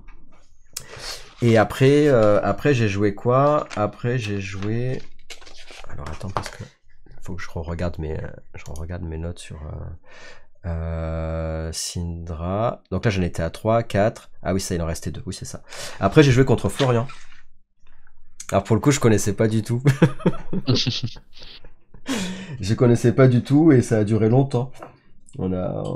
Ça a duré longtemps, il a fini à 6 points je crois qu'il a fini à 6 points de vie, et c'était, la partie elle était longue, et qu'est-ce que j'aurais pu faire dessus, c'était sur Florian, non, c'était sur Florian, il avait quoi? Ah oui, sur Florian il avait pourtant d'habitude c'est Verdance. Florian aussi il utilise la rose ou pas? Ou c'est que Verdance qui utilise la rose, c'est que Verdance? Non, Florian, la rose au Sorn, c'est que pour Verdance, c'est une spécialité. Je sais plus, il a beaucoup d'attaques, Florian. Oui. En fait, il faut le considérer comme un gardien. C'est un personnage qui va assez bien bloquer et qui renvoie une attaque avec un gros chiffre, quoi. Il va rarement attaquer plusieurs fois par tour. Le problème qu'il va te proposer, c'est qu'il va faire des dégâts hybrides, c'est qu'il va faire un peu de dégâts d'arcane et beaucoup de dégâts physiques. Le problème, c'est que tu vas pouvoir bloquer, tu peux décider de bloquer les dégâts physiques, mais du coup, c'est que tu bloques pas les dégâts d'arcane, et que petit à petit, il te gratte comme ça. Parce que moi, de souvenir, c'est que les dégâts d'arcane qui m'ont posé problème, quoi. Enfin, tu vois, Oui, pas... c'est ce que je dis, c'est ça. que les dégâts physiques, tu peux choisir de les bloquer et de rester proactif. Sauf que du coup, tu vas faire un CNC que lui va pouvoir bloquer aussi parce qu'il bloque très bien. Il va reproposer la même chose. Un peu de dégâts d'arcane, beaucoup de dégâts physiques, tu protèges les physiques et voilà. Et je joue beaucoup Florian, hein, c'est mon deck actuellement. Et ouais, j'ai aucun problème avec les Aira parce que on fait la même chose, hein, globalement. On bloque avec 2 cartes, on attaque avec 2 cartes. Et j'ai la triste sensation que Florian le fait mieux. Je pense pas que Florian soit forcément un meilleur deck que Aira, mais Aira, elle punit les decks qui ne veulent pas bloquer, parce qu'elle a des effets quand elle va toucher, avec le commandant de Conquer, j'en parle tout le temps, hein, mais voilà, mais même Take the Tempo, Erase Face, tout ça. Sauf que si tu attaques à 7 avec un commandant de Conquer, c'est pas du tout un problème pour Florian qui va pouvoir le bloquer sans trop de soucis en fait. Donc, les effets on hit, Florian il s'en fiche, ils vont pas arriver. Et Florian fait un peu moins de disruption, mais un peu plus de chiffres. Donc, en fait, petit à petit, la disruption, ni toi ni moi on la prend, et moi je fais plus de dégâts. Donc, c'est vraiment la sensation que j'ai comme ça. Par contre, elle a été longue la partie, on a failli, du coup, il a fallu se dépêcher parce que sinon ça finissait au timer, quoi. C'était long, et à la fin, ça s'est joué à rien du tout. D'ailleurs, je crois que ça s'est joué à, c'est ça. Oui, il y a eu le timer, et après, il a fait son tour, il a joué un tour de plus, et voilà, quoi. Mais donc, ça s'est joué à pas, ouais. Et là, par contre, sur le side, ça veut dire, oui, je sais plus si je pense que j'avais rentré les Waxon, ouais. Parce que là, t'es obligé pour l'arcane barrière de rentrer les Waxon, Wax-off, ça peut servir, quoi. Pour le coup, mais il doit falloir arriver à les optimiser. Après, le truc, c'est que Florian ne se repose pas uniquement sur ses points de dégâts d'arcane, il en fait 1 ou 2 par tour, hein. C'est vraiment pas énorme. Du coup, si tu sors un Wax on Wax off, bah tu vas t'économiser 1 ou 2 points de vie pendant 2 tours. Ouais, c'est pas mal, mais c'est pas comme contre Aurora ou contre Vithrail où c'est vraiment très pénible. Ouais, donc dans les... Et comme il peut défendre, c'est qu'après, je sais pas, dans les match-ups, je sais plus ce que j'avais mis, mais bon. Voilà, donc en gros, la game était un peu... ouais, tu as l'impression que tu joues, mais mais ça, tu sais pas trop quoi faire pour arriver à passer, quoi. Mais de ce que tu dis, de toute façon, c'est difficile, quoi. C'est difficile de passer... si tu fais la même chose, c'est une espèce de miroir en moins bien, quoi. C'est ça, c'est que, encore une fois, l'avantage ce que toi tu as et que Florian n'a pas, c'est la disruption. Sauf que Florian va ne jamais la laisser passer. Et du coup, lui, il a plus de points. Donc tu vas forcément les laisser passer un petit peu de temps en temps pour rester proactif. Et petit à petit va t'engrainer comme ça. Vraiment j'ai très peu de soucis hein, avec Florian contre Aira. Et après la dernière game c'était Verdance. La dernière game c'était Verdance. Et dès le début, dès le premier tour, il a pioché la rose. Alors tu vas me dire ça fait pas tout, mais ça fait quand même pas mal. J'ai jamais dit ça. Hein. Non, mais il y en a qui disent ça fait pas tout, mais ça fait mal au cul quand même. C'est ça. Non. Verdance, c'est un deck. Tu connais le nom de la personne contre qui tu as joué? Non, je sais. Parce que je connais, il y a plusieurs très bons joueurs qui tournent, qui rôdent en France. Il a pris la decklist d'Arthur Trey. Et par contre, ouais, du coup, en gros, il avait aucune attaque, en fait, presque. Je crois que c'est lui qui avait aucune attaque il jouait une version où, en fait, mettre défense réaction, en plus, ça servait pas grand chose, puisqu'il avait pas vraiment d'attaque dans son deck. Oui, non, mais globalement, Verdance, contre les decks comme ça, défensifs. Donc, elle fait la même chose contre Florian, hein. Elle joue quasiment pas d'attaque. Et les attaques Earth qu'elle a, très souvent, elle va les utiliser pour bloquer. Donc, pas très sympa. C'est un match-up qui est difficile. Qui est très difficile. Ouais, là, autant contre Florian, c'était quand même assez sympa à jouer, autant là, en fait, mes défenses réactions, je pouvais pas les jouer parce qu'ils jouaient presque pas d'attaque, et les arcanes barrières, et ben, c'est là où il aurait fallu que j'ai 2 d'arcanes barrières. Effectivement, je pense qu'avec 2 d'arcanes barrières, j'aurais peut-être réussi à faire plus de choses, mais c'est chaud quand même, parce qu'il chope tout le long, il a fait que ça de prendre des points de vie. Si tu regardes le nombre de points de vie qu'il a gagné sur la partie, il y en a eu 1, 2, 3, 4, 5, enfin bref, il a gagné au moins 20 points de vie sur la partie. Oui, c'est ça. Parce que c'est 36, 37, 36. Et puis en plus, toi, tu n'avais que Arcane Barrière 1. Ouais. J'ai juste une petite précision ici pour les gens qui ne connaissent pas parfaitement Verdance. pleinement compréhensible. La Verdance a reçu une nouvelle carte qui s'appelle Rose of Swords. Voilà, j'ai peur de me tromper. Ring of Swords. Ring of Roses. Un truc comme ça. Il y a du rond, il y a de la rose, il y a des épines. Vous faites ce que vous voulez. C'est une aura, donc ça va rester sur le terrain, et ça dit que la première fois que Verdance fait des dégâts d'arcane pendant un tour, elle regagne un point de vie. Le problème, c'est que quand on a que Arcane Barrière 1 dans sa liste, bah, le problème, ça va être très facile pour elle de faire un point de dégâts d'arcane par tour, et donc de se soigner de 1 par tour. Et donc ça, c'est excessivement pénible quand on joue un deck comme Aira qui n'est pas très rapide. Parce que du coup, là, il va y avoir beaucoup de tours, et donc elle va pouvoir gagner un point de vie par tour à coup sûr. Et donc gagner petit à petit, comme ça, en grattant. Donc c'est très pénible, et on peut pas y faire grand chose. Il faut avoir de la gestion d'aura. Donc si tu avais une carte dans ton deck qui te permettait de détruire une aura, t'aurais pu te tirer une belle épine du pied.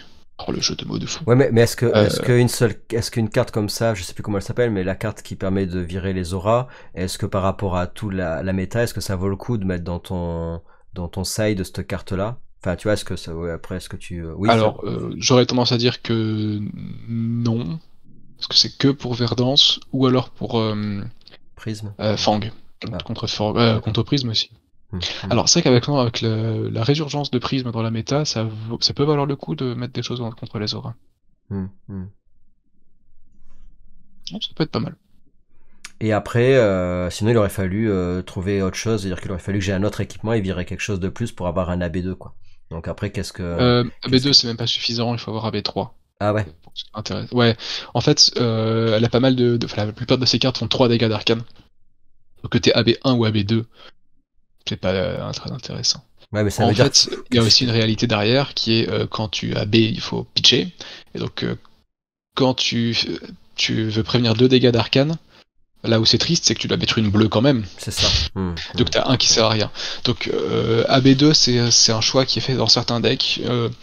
Ça peut être cohérent dans certains decks, mais globalement, on choisit soit AB1, soit AB3 dans les listes. D'accord, ouais, je comprends. Mais là, c'est-à-dire, tu vois, en l'état, par exemple sur Aira, si je voulais une AB3, ça veut dire qu'il faut que je vire 1 à 2 pièces d'équipement de plus, quoi. Enfin, tu vois, ouais, et tu trouves la place en sideboard, etc. Hein. Ça fait mal au jamais fesses. Alors après, ouais, les Tigers, à la limite, tu les vires pour mettre. Ouais, je pense que tu mets. Et puis pareil, les quick dodge, tu peux les virer parce qu'il n'y a pas d'attaque, donc tu peux virer les deux qui sont là. Ouais, et le casque, et voilà. Et du coup, tu gardes la tunique, qui est vraiment, vraiment bien contre Verdance, parce que c'est un match qui va être très long, donc tu vas pouvoir beaucoup profiter de la tunique. Pouvoir AB1 aussi gratuitement avec le pitch de la tunique, à un moment ça peut s'avérer utile quand t'as que des rouges en main, ou une seule bleue et que tu vas la garder pour attaquer. Donc non, c'est...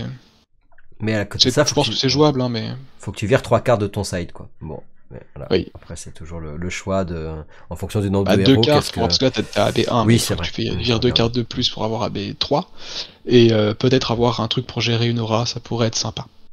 Mais après voilà, si jamais tu rencontres une Verdance toutes les 100 games, est-ce que ça vaut le coup d'investir 4 ou 5 places dans ton sideboard pour elle? Je ne pense pas. Ouais, ça dépend. Donc après voilà, c'est toujours pareil, le sideboard, c'est pas assez grand, c'est fait exprès, c'est pour que tu aies des choix à faire. Si on avait un sideboard de 200 cartes, ce serait pas très intéressant, on aurait parfaitement le deck optimisé contre tout le monde. Et oui. Donc voilà, donc écoute, le RTN2, bah ça s'est bien passé, voilà, c'était très sympa. Puis à l'arrivée, je me suis mieux sorti, donc on va dire c'est que les dashs. J'ai eu de la chance, je suis tombé contre des dashs, mais c'était pas mal. Du coup, ça a fait 2 victoires, un égalité, bon voilà, avec Riptide. Et après les autres, c'est vrai que je vois pas trop ce que j'aurais pu faire sur Verdance et Florian en tout cas, voilà. Et après c'est vrai que par contre Syndra, comme tu disais, je pense que il y avait moyen de mieux jouer, quoi. Voilà, sur ce retour de RTN, quoi. Bah, pas mal. Bon, du coup, pour faire en bref, hein, la conclusion de la vidéo, c'est quand vous jouez, essayez de prendre des notes sur qu'est-ce qui s'est passé, qu'est-ce qui a été détrimental pour vous, qu'est-ce qui vous a mis à votre avantage, pour essayer de le reproduire, en fait, ou pas. Bien sûr. Et c'est comme ça que vous allez pouvoir progresser, parce que vous allez pouvoir... En fait, vous devenez un bon joueur quand vous essayez à une table, vous voyez le personnage en face, et immédiatement vous vous dites ok, il faut que je garde ça, il faut absolument que je donne de la valeur à cette carte et cette carte. Je dois faire attention à ces cartes-là en face, que je dois savoir si elles sont passées ou pas. Et c'est comme ça que vous allez devenir vraiment passer d'un joueur correct, qui sait jouer son deck, à un joueur qui est bon et qui peut faire des performances un peu au-delà de l'armory. Alors après, je voudrais rebondir sur ce que tu dis par rapport à ce que tu avais dit aussi, je sais pas si c'était sur notre vidéo précédente, c'est le fait de dire oui, il faut connaître les decks plus ou moins de la méta. Et en fait, il y en a qui m'avaient dit oui, mais en fait, il faut faire attention parce que sur Talishar, parce que c'est vrai que souvent, du coup, tu peux jouer sur Talishar. Talishar est pas, on m'a dit qu'il était pas spécialement représentatif pour autant de ce qui se passe dans les decks de la méta. Alors je sais pas si Non, ce que parce t'en penses que là-dessus. Talishar, il y a beaucoup de gens. Et, enfin, moi le premier, hein, des fois je me dis, tiens, ce serait peut-être intéressant de jouer, je ne sais pas, de jouer Florian, mais avec des Pumel, alors que personne n'a jamais joué de Pumel dans Florian. Et du coup, bah, qu'est-ce que je vais faire? Je me crée une liste un peu pourrie que je fais vite fait, et je vais sur Talishar. Et du coup, bah, il faut pas que les gens pensent qu'il y a des Pumel dans Florian parce qu'ils m'ont fait jouer sur Talishar. Et c'est le problème.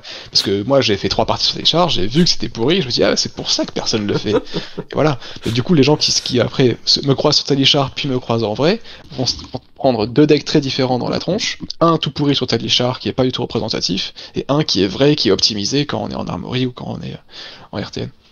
Donc du coup, par rapport à la préparation, c'est pas évident, peut-être parce que si jamais tu joues beaucoup sur internet et pas trop en boutique, de se dire qu'à quel moment donné je peux savoir si c'est représentatif ou pas du personnage, quoi.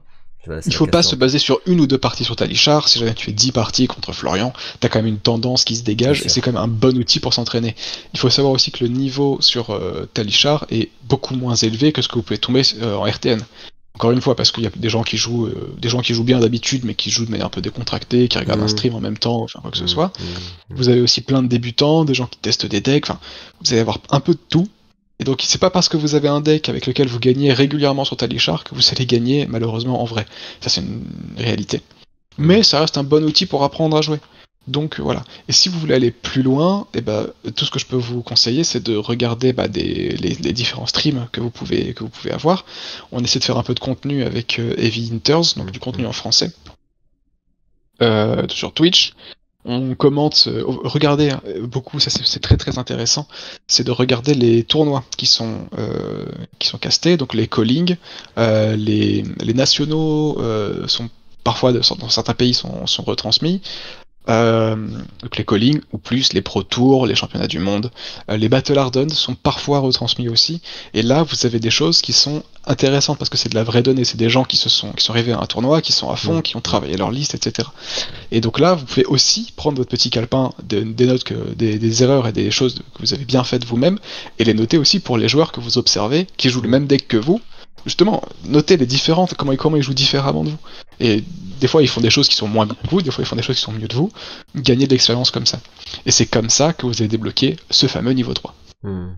Ouais, je pense que c'est un bon conseil, ça, effectivement, de regarder, de prendre des notes sur ce qui se passe avec les autres. Alors, on peut effectivement récupérer les decklists des tournois qui sont peut-être du coup qui peut être plus représentatifs de la méta aussi quand tu prends sur le site de Tout à fait. l'SS ou sur Fabrari. Tu m'avais dit aussi qu'on peut récupérer les derniers decks de liste officielle, on va dire. Ça permet Oui, tout de à fait. savoir ce qui est joué et comment les gens ils imaginent les choses. Après, voilà. J'avais posé la question à quelqu'un en disant mais de toute façon quand tu fais un gros tournoi, quand tu fais un calling, quand tu vas faire justement un championnat de France ou un championnat du monde, dans l'absolu tu sais. Parce que moi je disais tiens est-ce que le mec qui va gagner c'est pas celui qui va faire un truc que personne n'a vu ou est-ce que justement de toute façon il y a rien qui s'invente et un deck qui est bon on sait qu'il est bon et quand tu vas aller à un tournoi tu sais de toute façon sur quoi tu vas tomber dans la méta. Je sais pas si ma question est très claire ou pas mais tu vois Je l'ai comprise en tout cas.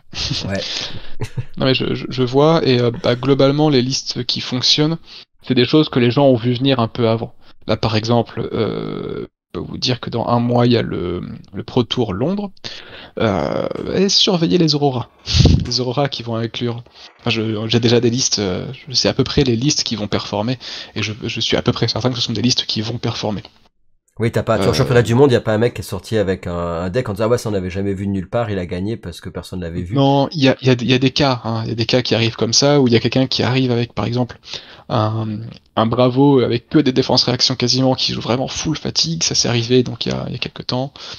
Ça arrive avec les nouveaux decks aussi, où des gens sont encore en train de chercher des listes qui sont bien avec un nouveau personnage, et puis hop, il y a quelqu'un qui l'a trouvé, qui fait un tournoi 2 semaines après la sortie, et qui prend un peu tout le monde de court, et qui se dit que, et du coup il donne un peu le ton, pour dire bah, ok maintenant les decks de ce héros là, ça va tourner autour de cette liste là.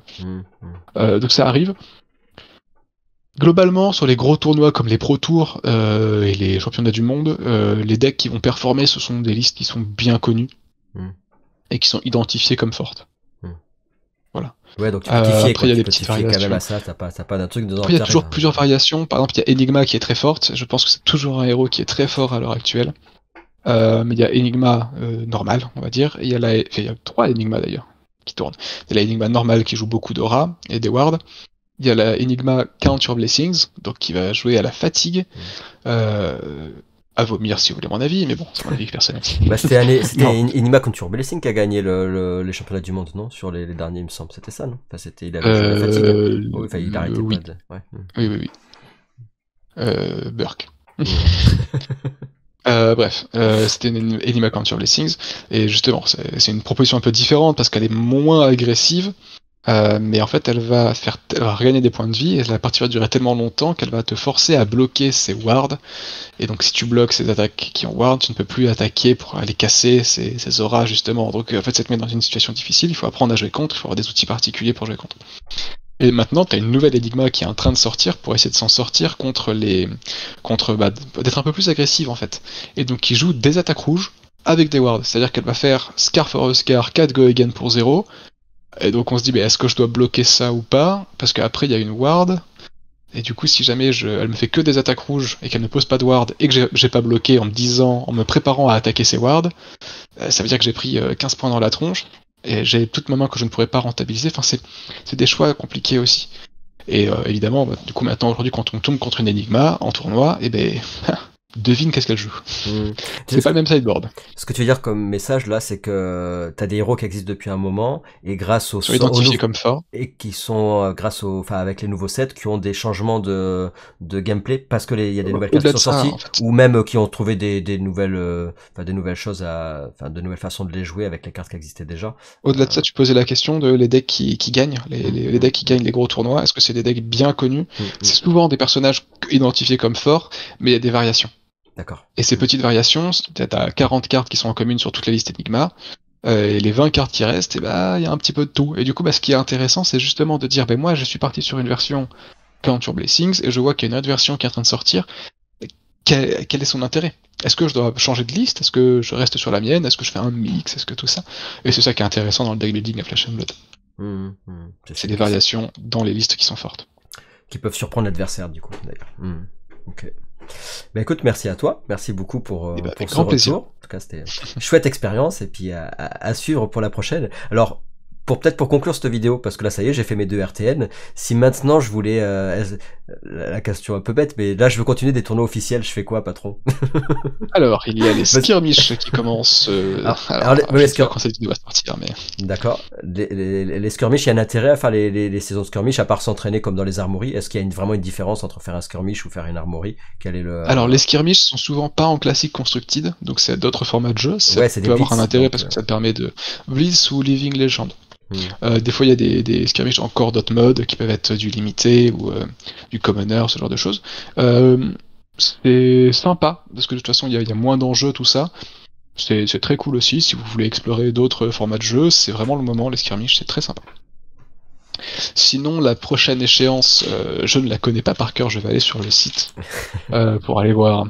Parce qu'effectivement, comment dire, toi par exemple dans les Elo, comme vous êtes quand t'es classé dans les top 10 Elo, t'as accès à plein de tournois, mais un joueur comme moi qui dit tiens, j'ai envie de faire un peu des tournois officiels, les RTN je les ai ratés, qu'est-ce que je fais en attendant le RTN de l'année prochaine si je veux faire tu vois, si j'ai pas envie de faire du Blitz ou du Living Legend sur du skirmish, quoi? Qu'est-ce que je fais comme tournoi, quoi?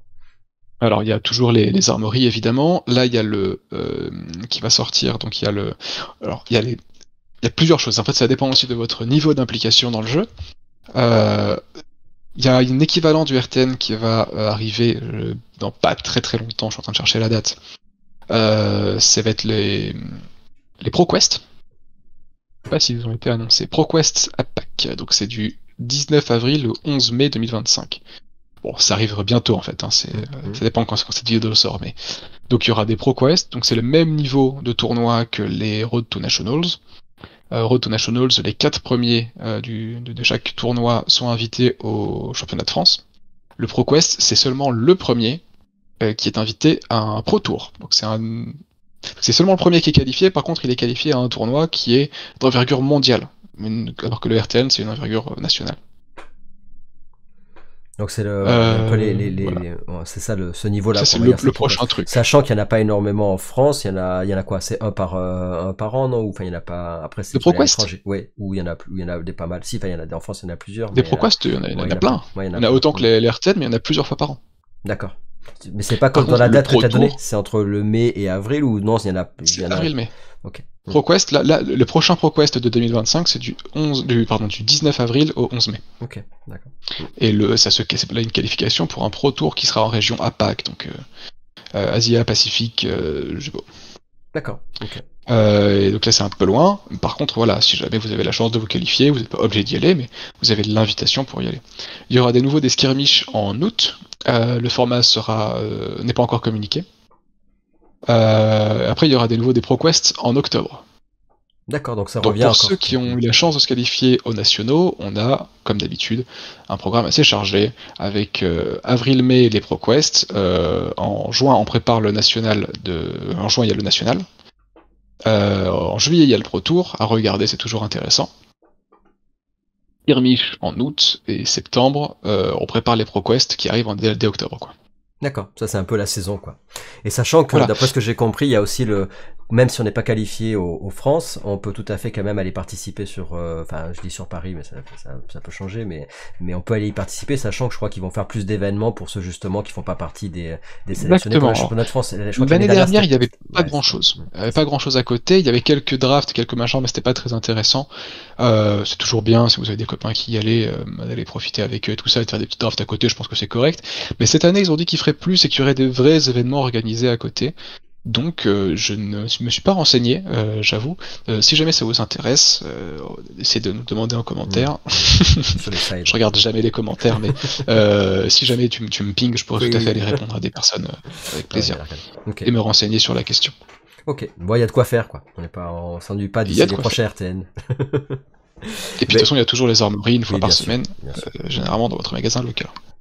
Bah écoute, merci beaucoup. Merci à toi pour ce retour de RTN. On reviendra plus fort encore après. Et ben merci. Avec plaisir. Et puis en tout cas, encore une fois, n'hésitez pas à commenter, à mettre un petit j'aime si vous avez aimé. Puis je mettrai encore une fois en description les playlists, aussi la chaîne Heavy Hitters que vous allez pouvoir, comme tu disais, retrouver sur Twitch et sur YouTube également. Hein, ça augmente petit à petit, donc c'est super. Et le contenu est tous les 4-5 jours, hein, vous publiez des choses, des vidéos dessus, donc c'est super en tout cas, une chaîne à pas rater sur Flesh and Blood. Et ben merci. On fait pas mal de. Je fais un petit peu ma publicité pour Heavy Hitters. Donc on fait un peu de contenu, on fait un peu de tout. On fait des focus sur certains héros. On a fait Jarl récemment, par exemple, pour ceux qui sont intéressés par le personnage. On a fait un focus sur le héros, comment le construire, quelles sont ses forces, quelles sont ses faiblesses. Et un peu de gameplay aussi en direct. Ça c'est pour ceux qui voudraient voir sur Twitch, mais on met les rediffs sur YouTube à chaque fois. Et surtout un contenu qui est, je pense, c'est encore plus intéressant, c'est qu'on fait les retransmissions en direct des casts anglais des tournois. Par exemple, là il va y avoir le Pro Tour Londres qui va être retransmis sur notre chaîne en direct, au lieu d'avoir les commentaires en anglais, vous allez sur notre chaîne, vous avez les commentaires en direct et en français. Et c'est pas pour les gens qui font le cast sont des gens qui sont de bons joueurs de tournoi, donc ils ont aussi une vue assez profonde, hein, de pouvoir vous expliquer un peu ce qui se passe et quels sont les enjeux de chaque ligne de jeu. Voilà. Ouais, c'est intéressant. Ça. Okay. Heavy Hitters sur Twitch et sur YouTube pour les rediffs. Je remettrai en description. Super. Et surtout merci à toi, merci pour ton temps, merci pour ton expertise. Et avec grand plaisir. Et puis profitons du jeu. Allez, bye bye, à bientôt. Salut. Au revoir.